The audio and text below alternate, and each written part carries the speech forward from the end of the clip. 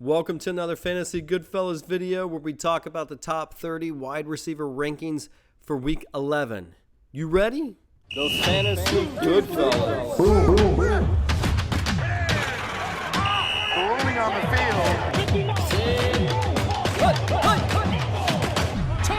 The Fantasy Goodfellas. All right, before we get started, let me remind you, these are not our rankings. These are compiled from the top sports writers and the consensus overall. What we do is we comment on them, and then we show you some trends and some stats that will help you pick your own lineups. And before we get started, let me remind you, the teams that are on buys this week are the Atlanta Falcons, the Indianapolis Colts, the New England Patriots, and the New Orleans Saints. All right, let's get started. At number 1, you have Tyreek Hill versus the Las Vegas Raiders. Tyreek Hill is having an unbelievable season. He was on bye on week 10, and this is what his receiving yardage looks like. Seems to be kind of trending down a little bit, and his TD ratios is about 1 per game. So that's what we're looking at for Tyreek Hill. At number 2, CeeDee Lamb at the Carolina Panthers. Now, CeeDee Lamb said he's the best wide receiver in the league right now. And because he had 151 receiving yards, 2 touchdowns, and that was what he looked like. Now, to be the number 1 receiver, you should be ranked in the top 10 more often than he is. So the last 3 weeks, he's ranked in the top 4, but that's only of late. So I think that's a little bold statement, but I like that confidence.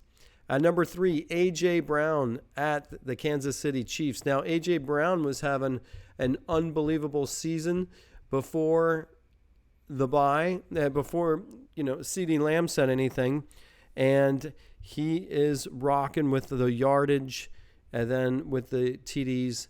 So between him and Tyreek Hill, they've been having an unbelievable season, and you expect that to continue. At number 4, Jamar Chase at the Baltimore Ravens. Now, Jamar Chase had an unbelievable 2023, unbelievable 2022. This season, he's been a little off, and I think what is happening is you expect more from Jamar Chase. That team overall is okay. It's just not record-setting like it was last year, and I think that's hurting the receivers on that team. At number 5, Amon-Ra St. Brown versus the Chicago Bears. Now, Amon-Ra, he did 156 receiving yards and 1 receiving touchdown. He was the 4th best wide receiver in week 10, and don't see why that won't continue. At a number 6, Keenan Allen at the Green Bay Packers. Keenan Allen was the number 1 wide receiver in week 10. He did that with 175 receiving yards and 2 receiving touchdowns. But if you want to see what his touchdown trends are looking at, it seems to be he has 6 overall in the season. Seems a little bit down for a talent like him. At number 7, Stephon Diggs versus the New York Jets. Now, I've been saying the New York Jets defensive secondary seems to be, doing really well against top-notch wide receivers. I'd have to look at the stats a little bit more, but Buffalo's not winning, and I think overall that's going to affect them moving forward as you kind of get into these later weeks, and I think it's going to catch up to them. At number 8, you got Justin Jefferson makes his return at the Denver Broncos. I'm not going to show you his stats just because he has not been playing for a while, so no need to show his stats. Let's just move on. At number 9, Cooper Kupp versus the Seattle Seahawks. Now, Cooper Kupp, if we look back on week 9, he had 48 receiving yards. Week 8, 21 receiving yards. Now you're going to go ahead and rank him here at number 9. Seems to be a little bit of a stretch of how he's trending. At number 10, Brandon Ayuk versus the Tampa Bay Buccaneers. Now, Brandon is playing good because he's getting into the end zone. So if we look at it, he's had only 3 games over 100 yards, but his touchdowns he's had 3 on the season. That's not cutting it for a talent like that. seems to be high, but hey, Brock Purdy's playing pretty well. Number 11, Tank Dell versus the Arizona Cardinals. Tank Dell got into the end zone, had 56 receiving yards. And as that team is going, it looks like C.D. Stroud is not only one of the best quarterbacks, well, not only one of the best rookies, but one of the best quarterbacks overall. And just look at it, and what I like to look at here is how many different people caught the ball. You have 5 different receivers, 1 tight end, and 2 running backs all catching the balls. That's good for 8 different targets. That's pretty good. Number 12, Deebo Samuel versus the Tampa Bay Buccaneers. I always love seeing 2 wide receivers in the top 15 because you're always like, well, is that going to live up to the expectations, or are we just stretching it there? I think if we look at this, can Brock Purdy have 2 wide receivers in the top 15? He had 296 receiving yards. Let's go to his bar chart for receiving yards. So he only had 350 yards or more once, and then it stretched out between, you got to remember, he's been under 300 most of the games. If you're not getting that much yardage, it's going to be hard to spread it out and see 2 receivers do that well. At number 13, Puka Nacua versus the Seattle Seahawks. And again, you're having 2 wide receivers in the top 15, and this is for a team that is kind of struggling this season, and I think that's a stretch. At number 14, Mike Evans at the San Francisco 49ers. Mike Evans was the 5th-ranked wide receiver, even though he had 143 receiving yards and 1 receiving TD. Now, what I want to look at is he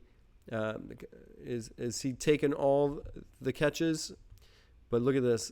You have the next best wide receiver had 54 yards, and Baker only had 278 yards. So it looks like Mike Evans is the number 1 target. He should be fine this week. At number 15, Jalen Waddle versus the Las Vegas Raiders. We know that they didn't play. They were on bye. But in week 9, he had 42 receiving yards and 12 rushing yards. And the week before, he had 121 receiving yards. So that just gives you kind of an idea of what it looks like. And this is how it looks. And then you had the bye in week 10. So he needs to get into the end zone. If not, I think this is a stretch ranking. At number 16, Garrett Wilson at the Buffalo Bills. Now, I would say that Buffalo's not playing too good, or at least they're losing. Now you got Garrett Wilson, had 93 receiving yards. He did hurt his hand, I think. I don't know if it's going to be a big issue, but he should be fine this week. At number 17, you got DK Metcalf at the Los Angeles Rams. Now, DK, he had 98 receiving yards, had a big catch to kind of secure that victory.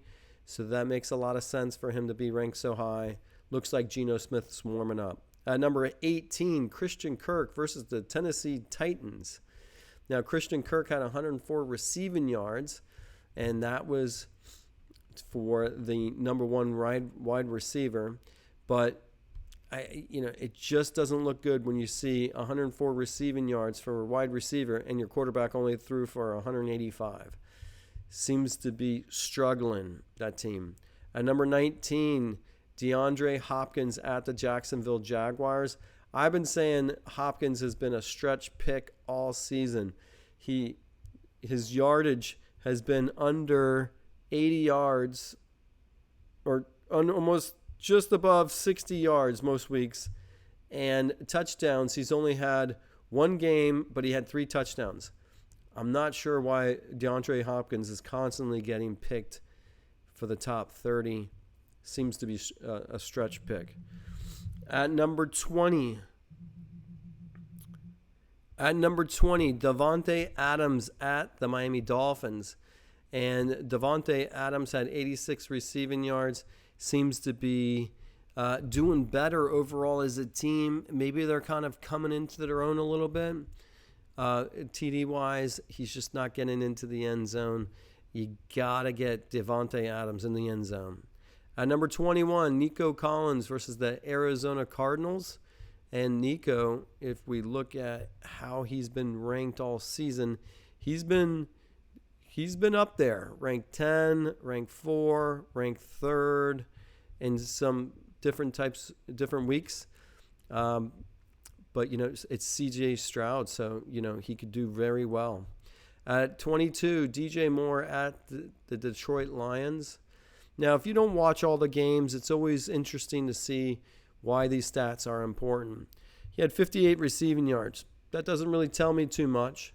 If I go in here, he does about 58 receiving yards every week, and he only got into the end zone between week 3 and week 5. So I think it's a stretch to put him so high, but if that's who you got to rock with him. At 23, Tyler Lockett at the Los Angeles Rams. Tyler Lockett had 92 receiving yards and a receiving touchdown. That team overall almost had 2 receivers over 100 yards, and Geno Smith threw for 369 yards. That's a lot of yardage for a quarterback. So maybe Geno's coming back.